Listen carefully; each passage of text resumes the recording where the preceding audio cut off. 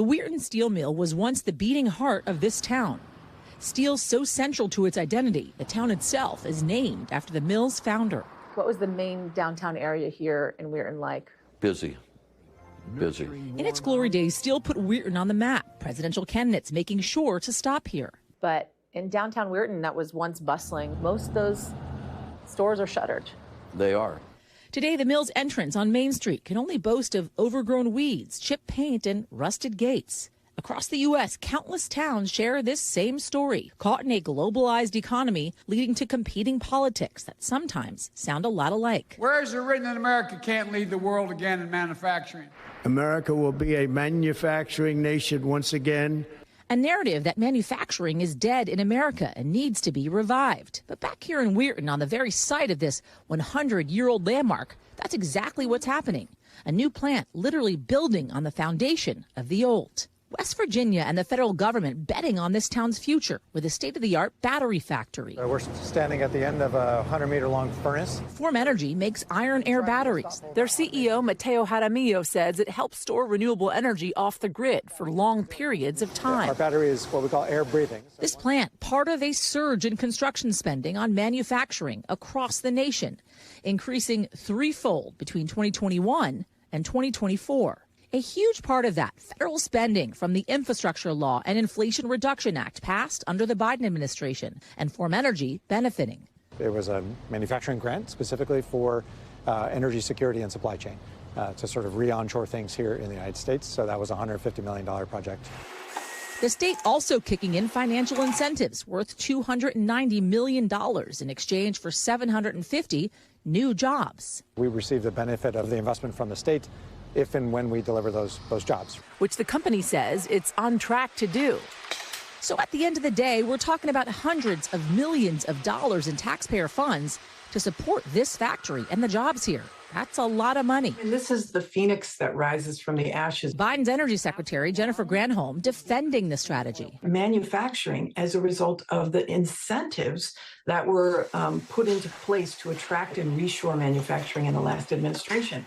It's so exciting. 950 factories were announced they were expanding or coming to America. The Trump administration taking a very different approach. The inflation crisis was caused by massive overspending and escalating energy prices. Shifting from spending to relying on tariffs, making foreign goods more expensive in hopes of getting companies to move production to the U.S. But the Form Energy CEO thinks it's not so simple, saying even as a domestic manufacturer with 85% of their components coming from the U.S., he still needs to import. A lot of the manufacturing equipment that we buy comes from overseas. It seems a little counterproductive to penalize those who are trying to do that by bringing equipment in. Another concern in town is federal support drying up. On his first day of office, President Trump signed an executive order to pause Biden-era climate and infrastructure spending.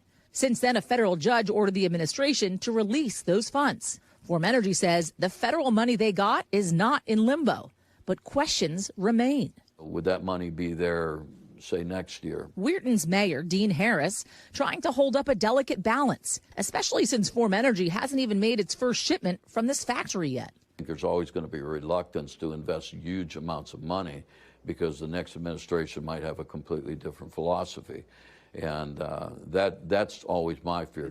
Harris worked in the steel mill here for 48 years. His dream is to see downtown come back to life. Government creates the environment for job creation. A White House spokesperson telling us, quote, government subsidies didn't build American industry. Thought out economic policies like tariffs, streamlined regulations, energy abundance, and low taxes fueled our country's industrial dominance. Adding that pro-growth provisions like full equipment expensing will soon turbocharge economic growth for main streets across our country. But for all the attention manufacturing is getting in Washington, in many ways, there's an even bigger issue. We're having trouble filling the over 400,000 manufacturing jobs already open. Recruitment, one of the big challenges the industry is facing. People think about manufacturing as being dirty, dark, and dangerous, and we are far from that. I saw it myself. Form Energy's factory looks more like a Silicon Valley startup. A lush garden at the entrance with comfortable chairs scattered around, and the factory floor almost spotless. It's a totally different environment for Chris Skeels, who lost his job at the steel mill and started working for Form Energy last year. Like blowers were 180 degrees, solution was 140 degrees. Where here, we have air conditioning. There was none of that, out on the floor in the mill. Jaramillo says they've had no problem recruiting or retaining employees and thinks the region's industrial roots helps a lot. What we hope our sort of foundational investment does is really catalyze other folks to come here as well. But not everyone shares that confidence. I got 4 kids, and there's nothing here for them. Even with this modern factory pumping out iron air batteries to power the future of America, some Weirton natives are not optimistic about the town's manufacturing future. It's a joke.